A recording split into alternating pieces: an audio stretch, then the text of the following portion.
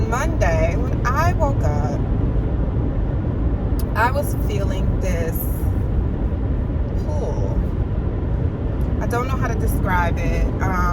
I didn't begin feeling this pull on Monday, actually. It's been a pull that's been on me since, I think, probably about December. Financially speaking, my family has been struggling because my husband has not been getting paid since about October for various reasons. We don't really need to get into all of that. He was working, but he just wasn't getting paid, and now he's not even working because they wasn't paying him. And it just put a struggle directly onto my plate. These things do happen, and you roll with it. I believe, though, that in those things happening, sometimes they can wreak havoc on your own confidence and especially your confidence in your own abilities, right?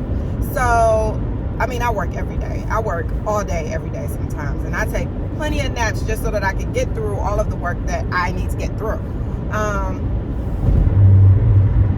With that said, on this particular day, the day before, on Sunday, I was in yoga. It was all about transitions. The transitions from position to position, from pose to pose, but also transition in life. So you're supposed to connect the poses with the transition of life.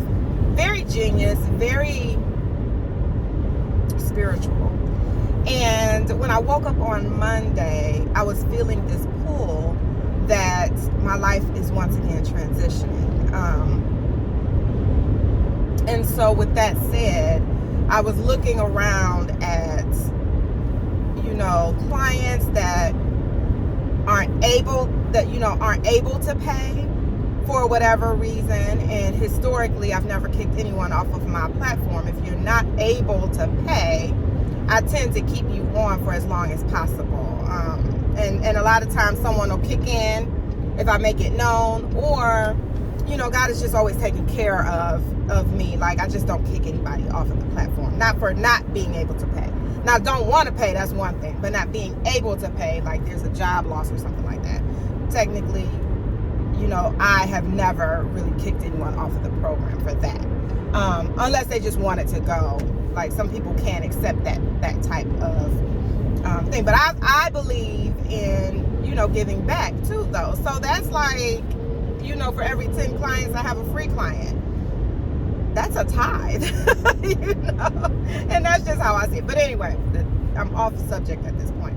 So I have, clients that can't pay.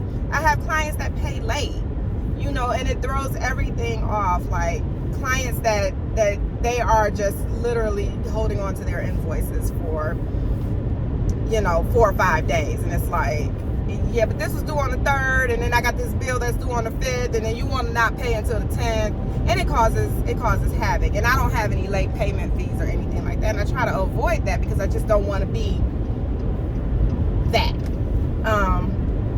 And then there are clients that on the day that the invoice is hitting, then they notify you, oh, I'm not coming back, and you're like, I really needed that money. So you're gonna tell me on the day that the payment is due that I'm not going to get paid, and that hurts too. So all of those things together kind of created this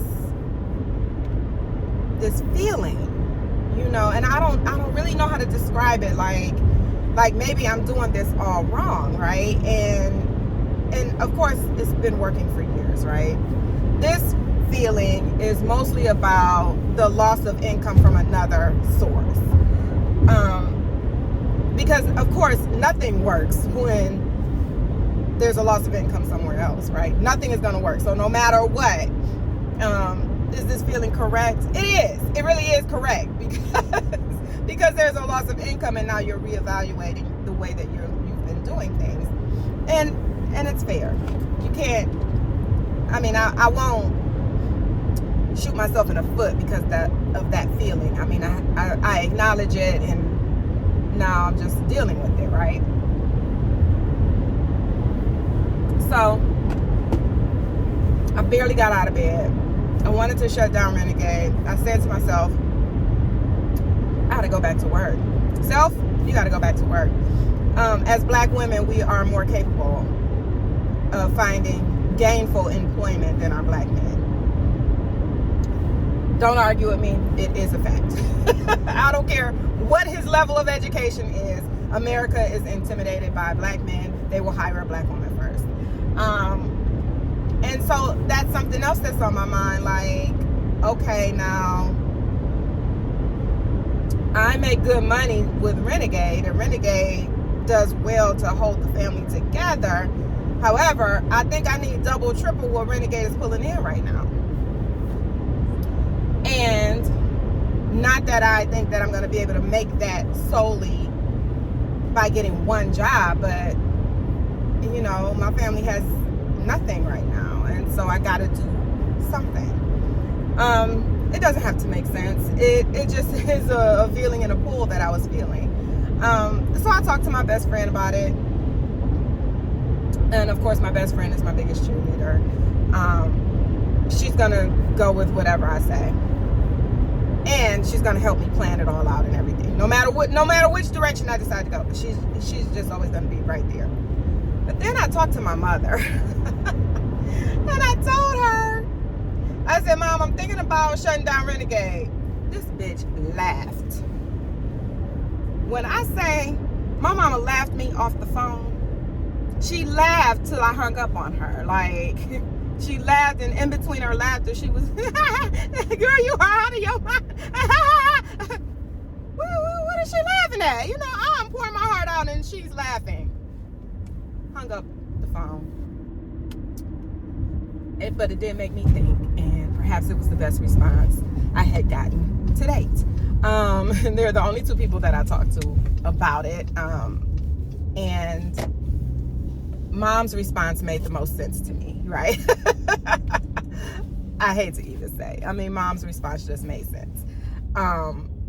When I talked to her later, she would later go on to say things like, you worked really hard to build that, and it's a pretty good thing you got going on, and ain't no way, right? Okay. So now I got a lot of other things to figure out, maybe some new policies to put in place and so on and so forth. You know, maybe we switch from an invoicing system to an automatic payment system, you know, those types of things. It's just, you know, that those simple changes that can keep you afloat as an entrepreneur. But anyway, today, so this was Monday. Today is now Wednesday. And today I woke up to foolery on Twitter.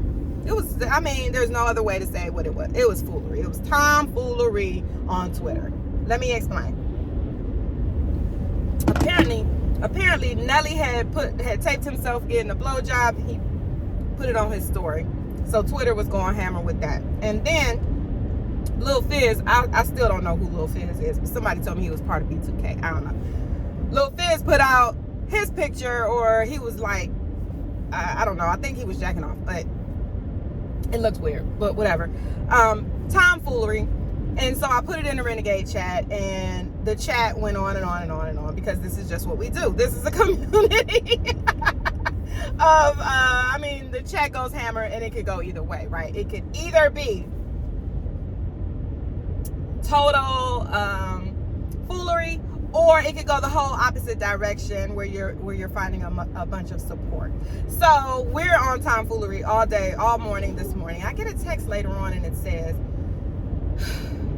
I just want to thank you for this community that you put together, because I found out that I had a death in my family, and I've been crying all morning, and I log into the chat, and it's the best laugh I've had since I found out this bad news. And it snapped me back too. So yeah, I just spent 10 minutes talking to you just to say that. I love y'all.